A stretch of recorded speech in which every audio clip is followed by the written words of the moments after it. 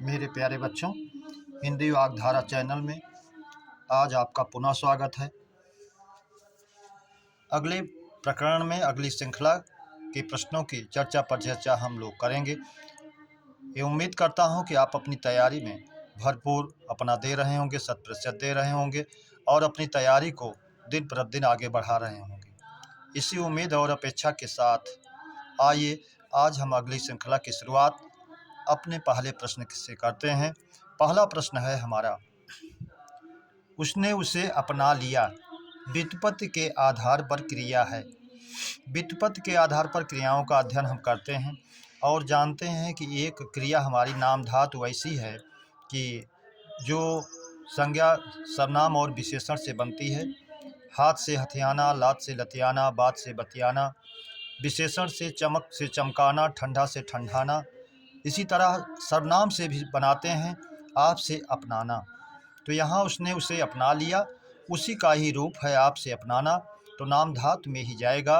विकल्प ए हमारा सही हो जाएगा, नाम धातु। बी प्रेरणार्थक, जब कर्ता स्वयं कार्य ना करके दूसरे से करवाता है तो प्रेरणार्थक क्रिया होती है, इसमें नहीं। पूर्वकालिक क्रिया, कर्ता जब एक कार्य समाप्त करके दूसरे को शुरू करता है तब पहले वाले कार्य में पूर्वकालिक होती है, यह भी नहीं है। संयुक्त क्रिया भी नहीं है, किसी वाचक चिन्ह से ऐसे नहीं जुड़ी है कि संयुक्त में जाए, इसलिए विकल्प ही सही होगा, नाम धातु। प्रश्न नंबर 2, विचारों के आदान प्रदान का माध्यम है। ए भाषा, बी विज्ञान, सी विचार, डी शब्द। तो जैसा हम जानते हैं भाषा के आदान प्रदान का माध्यम, विचारों के आदान प्रदान का माध्यम भाषा होती है, तो हमारा विकल्प ए सही हो जाएगा, भाषा। प्रश्न नंबर 3, जब एक शुद्ध व्यंजन दूसरे शुद्ध व्यंजन से मिलता है तो उसे कहते हैं। हालांकि उसमें दूसरे शुद्ध व्यंजन से जब मिलेगा तो उसमें स्वर समाहित रहता है, लेकिन उसका पूर्व रूप शुद्धवत ही होता है, इसलिए शुद्ध मान लिया जाता है जब तक उसमें स्वर समाहित ना हो। ए संयुक्त व्यंजन, बी स्वरयुक्त वर्ण, सी पद, डी कोई नहीं। तो जब एक शुद्ध व्यंजन दूसरे शुद्ध व्यंजन से मिलेगा तो संयुक्त व्यंजन का रूप लेगा, इसलिए विकल्प ए हमारा सही हो जाएगा। प्रश्न नंबर 4, स्वर के बिना किसका शुद्ध उच्चारण नहीं हो सकता। ए वर्ण, बी व्यंजन, सी पद, डी सभी का। तो हम जानते हैं व्यंजन वर्णों का उच्चारण स्वर के बिना शुद्धतम रूप में नहीं हो पाता है, इसलिए विकल्प भी हमारा सही हो जाएगा, व्यंजन। प्रश्न नंबर 5, पद्मेशय, विलेशय, कुशेशय, पर्याय है। तो पहला शब्द है पद्मेशय, पद्म पर शयन करने वाले, कमल पद्म का पर्याय होता है, जानते हैं कमल। विलेशय, बिल में शयन करने वाला अर्थात सांप होता है। कुशेशय, कुश पर शयन करने वाला, वो तंतुओं के रूप में माना जाता है, कमल जाके ऊपर खिलता है, इसलिए कुशेशय कहा गया उसे कि कमल का पर्यायवाची है। ये तीनों जहाँ मिलेंगे वही हमारा सही होगा पर्याय। विकल्प ए श्रीश, अहि कमल, बी सर्प, विष्णु कमल, सी कमल विष्णु सर्प, डी कोई नहीं। तो हम जानते हैं पद्मेशय, पद्म पर शयन करने वाला, श्रीश अर्थात भगवान विष्णु, श्री के स्वामी, लक्ष्मी के स्वामी। विलेशय, बिल में शयन करने वाला, अहि सर्प, सी कुशेशय, कुश पर शयन करने वाला अर्थात कमल तंतुओं के रूप में जाकर के ऊपर शयन करने का मतलब कमल, इसलिए विकल्प ए ही हमारा सही हो जाएगा, श्रीश, अहि और कमल। प्रश्न नंबर 6, दुग्ध के समान उज्जवल वाक्यांश का एक शब्द होगा। दुग्धोज्जल, दुग्ध धवल, दुग्ध श्वेत, डी कोई नहीं। तो दुग्ध और उज्जवल को अगर जोड़ें तो गुण संधि हो जाती है, शब्द शुद्धतम रूप बनता है दुग्धोज्जल, इसलिए विकल्प ए ही हमारा सही हो जाएगा, जो गुण संधि से बना है, गुण स्वर संधि। प्रश्न नंबर 7, कांतार का पर्याय है। ए स्वामी, बी ईश, सी अरण्य, डी मुखिया। तो कांतार का पर्यायवाची जंगल होता है, हम जानते हैं, तो स्वामी से कोई मतलब नहीं है, ईश से भी कोई मतलब नहीं है, अरण्य जंगल का पर्यायवाची है, मुखिया मुख्य होता है जिसका तत्सम, तो कांतार का पर्याय हो जाएगा अरण्य जंगल। प्रश्न नंबर 8, एक भारतीय आत्मा किसे कहा गया है। ये प्रसाद, जयशंकर प्रसाद, बी माखनलाल चतुर्वेदी, सी महादेवी वर्मा, डी सूर्यकांत त्रिपाठी निराला। तो हम जानते हैं एक भारतीय आत्मा माखनलाल चतुर्वेदी जी को कहा गया है, इसलिए विकल्प बी हमारा सही हो जाएगा। प्रश्न नंबर 9, जब किसी शब्द की व्याख्या करनी हो या उसके विषय में कुछ कहना हो तो कौन सा विराम चिन्ह प्रयुक्त होता है? ए उपविराम, बी विवरण, सी लाघव, डी योजक। तो हम जानते हैं किसी शब्द की व्याख्या या उसके विषय में कुछ कहने के लिए उपविराम का भी प्रयोग होता है, जैसे कहते हैं विज्ञान, फिर उपविराम का चिन्ह लगा के वरदान या अभिशाप। विवरण का कहते हैं जिस संज्ञा के 3 भेद हैं, व्यक्तिवाचक, जातिवाचक और भाववाचक, तो उपविराम विवरण का प्रयोग करते हैं। तो उपविराम का भी प्रयोग करेंगे, विवरण का भी, लेकिन मुख्य रूप से ज़्यादा भाव जाएगा इसका विवरण की तरफ, इसलिए विकल्प भी हमारा सही हो जाएगा। विकल्प भी विवरण। लाघव और योजक से इसका कोई मतलब नहीं। प्रश्न नंबर 10, अल्पप्राण में वर्णों की संख्या है? ए 30, बी 31, सी 32, डी 33। तो अल्पप्राण में हम जानते हैं कि किसी भी वर्ग का वर्गीय व्यंजन का पहला, तीसरा और पांचवा, और उसके बाद अंतस्थ। तो वर्गीय व्यंजन में 15, 5 15 हो जाएंगे, 4 अंतस्थ 19 और 11 हमारे स्वर, 19 11 30। इस तरह से विकल्प ए ही हमारा सही हो जाएगा, 30। 31 32 33 से कोई मतलब नहीं। प्रश्न नंबर 11, अघोष वर्णों की संख्या है? ए 13, बी 14, सी 15, डी 16। तो अघोष हम जानते हैं किसी भी वर्गीय व्यंजन का जो है पहला और दूसरा होता है, प्लस तीनों सा होते हैं। तो प्रत्येक वर्ग का दूसरा पहला और दूसरा, तो 5 दूनी 10 और तीनों सा, 10 3 13। तो विकल्प ए हमारा सही हो जाएगा, 13 14 15 16 से कोई मतलब नहीं। प्रश्न नंबर 12, अपभ्रंश का वाल्मीकि किसे कहा जाता है? ए विद्यापति, बी जगनिक, सी अमीर खुसरो, डी स्वयंभू। तो स्वयंभू को हम अपभ्रंश का वाल्मीकि कहते हैं, इसलिए विकल्प डी हमारा सही हो जाएगा। प्रश्न नंबर 13, स्वयंभू, अब्जयोनि, हिरण्यगर्भ, लोकेश, सृष्टा, ये पर्याय है। विकल्प ए इंद्र, बी शिव, डी विष्णु, सी विष्णु, डी ब्रह्मा।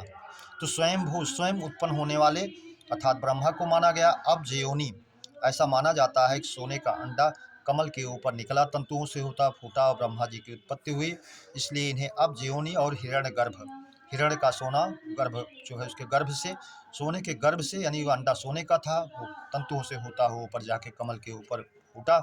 लोकेश, संसार के ईश, स्वामी, सृष्टा, सृष्टि की रचना करने वाले, ये सब पर्याय ब्रह्मा जी के हैं, इसलिए विकल्प डी हमारा सही हो जाएगा, ब्रह्मा।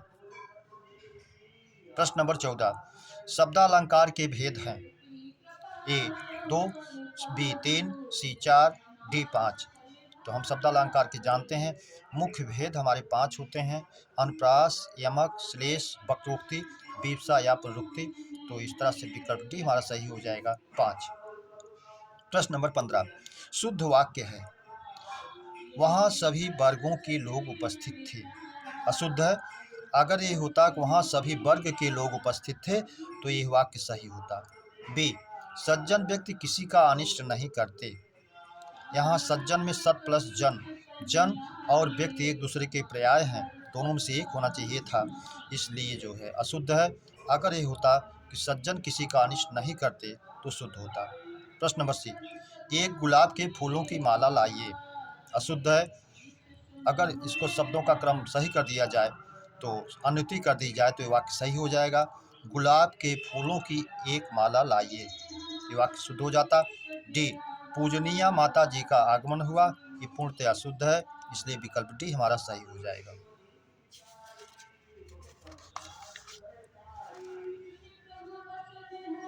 अगला प्रश्न नंबर 16, जिह्वा के आधार पर स्वर के भेद हैं? ए 3, बी 4, सी 5, डी 6। तो जिह्वा के आधार पर हम जानते हैं अग्र, पश्च और मध्य।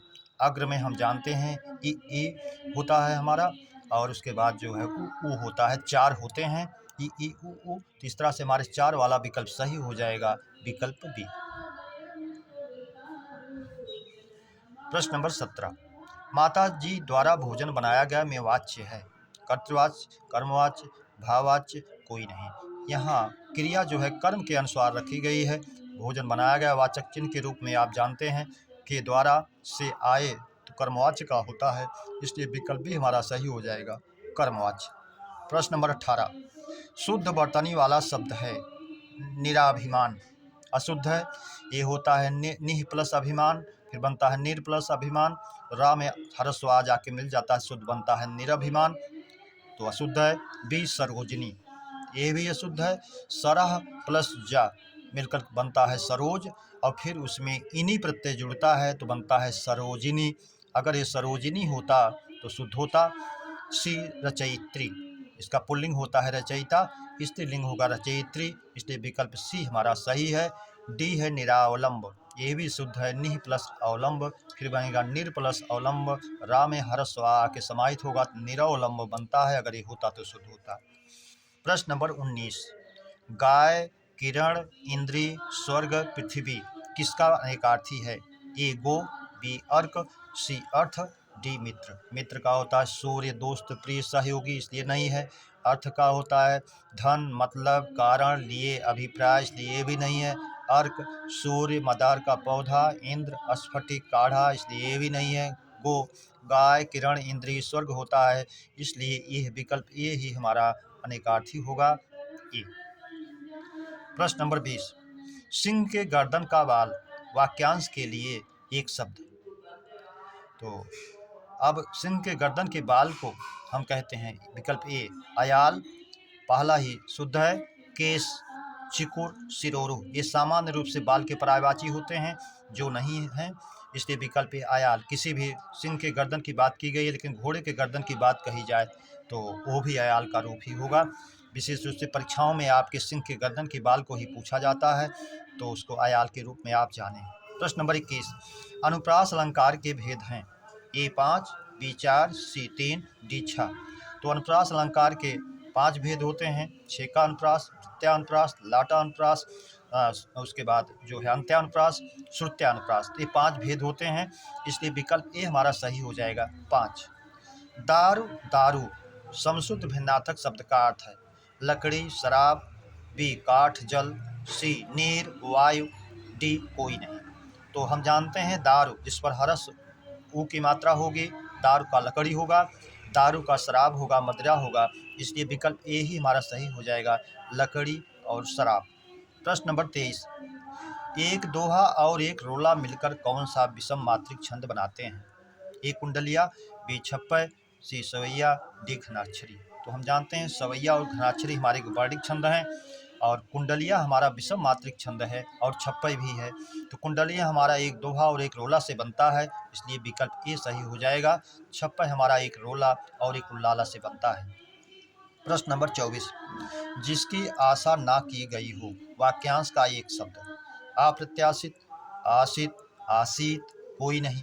तो आशित आशा किया हुआ, आशित निरर्थक शब्द है, कोई नहीं, कोई मतलब नहीं है। प्रत्याशित जिसकी आशा की गई हो, अप्रत्याशित जिसकी आशा ना की गई हो, इसलिए विकल्प ए ही हमारा सही हो जाएगा। प्रश्न नंबर 25, शिक्षक छात्रों से व्यायाम करवाते हैं, क्रिया का भेद है। ए प्रेरणार्थक, बी नाम धातु, सी संयुक्त, डी कोई नहीं। जब कर्ता स्वयं कार्य ना करके दूसरे से करवाते हैं तो वहाँ प्रेरणार्थक क्रिया होती है, इसलिए विकल्प ए ही हमारा सही हो जाएगा, प्रेरणार्थक। प्रश्न नंबर 26, मनुष्य के भीतर हर समय रहने वाला रस का अवयव है। स्थायी भाव, विभाव, अनुभाव, संचारी भाव। तो हम जानते हैं रस का वह अवयव तत्व जो मनुष्य के अंदर 24 घंटे मौजूद रहता है, अनुकूल परिस्थितियों को पाकर के जागृत हो जाता है, वो अस्थायी भाव होता है, इसलिए विकल्प ए ही हमारा सही हो जाएगा, अस्थायी भाव। प्रश्न नंबर 27, अलंकार का संधि विच्छेद है। ए अलम प्लसकार, बी अल प्लसकार, सी अलम प्लसकार, डी कोई नहीं। तो इस अलम में हल चिन्ह नहीं है, इसलिए यह अशुद्ध है, तो अलम प्लसकार विकल्प ए ही हमारा सही हो जाएगा। प्रश्न नंबर 28, स्वर्गारोहण में समास है। ए तत्पुरुष, बी कर्मधारय, सी द्वंद्व, डी बहुव्रीहि। स्वर्गारोहण, स्वर्ग को आरोह, स्वर्ग को प्राप्त हुआ, तो ये जाएगा कर्म तत्पुरुष में जाएगा, कर्म दिया नहीं गया, केवल तत्पुरुष, उसके अंदर 6 कारकों में आने वाला तत्पुरुष, तो इसलिए विकल्प ए ही होगा तत्पुरुष। प्रश्न नंबर 29, कौन सी भाषा भारतीय संविधान की 8वीं अनुसूची में नहीं है? ए कश्मीरी, बी कोंकणी, सी मराठी, डी बुंदेली। तो हम जानते हैं 8वीं सूची में शामिल हमारी 22 भाषाओं में कश्मीरी भी है, कोंकणी भी है, मराठी भी है, डी बुंदेली नहीं है, इसलिए विकल्प डी हमारा सही हो जाएगा, बुंदेली। प्रश्न नंबर 30, क्रिया के घटित होने का समय कहलाता है? ए काल, बी कारक, सी उपसर्ग, डी प्रत्यय। तो हम जानते हैं क्रिया के घटित होने का समय जो होता है वो काल कहलाता है, इसलिए विकल्प ए सही हो जाएगा। मेरे प्यारे बच्चों, आज इस श्रृंखला के प्रश्नों का हम लोगों ने विधिवत अध्ययन किया, चर्चा पर चर्चा की। उम्मीद करता हूँ ये श्रृंखला आपको बेहतर लगी होगी, और यदि ऐसा है तो आप इसे सब्सक्राइब, लाइक और शेयर जरूर करें, यही आपसे उम्मीद और अपेक्षा है। अगली श्रृंखला के मिलने तक आप लोगों के उज्जवल भविष्य की कामना के साथ धन्यवाद। जय हिंद, जय भारत।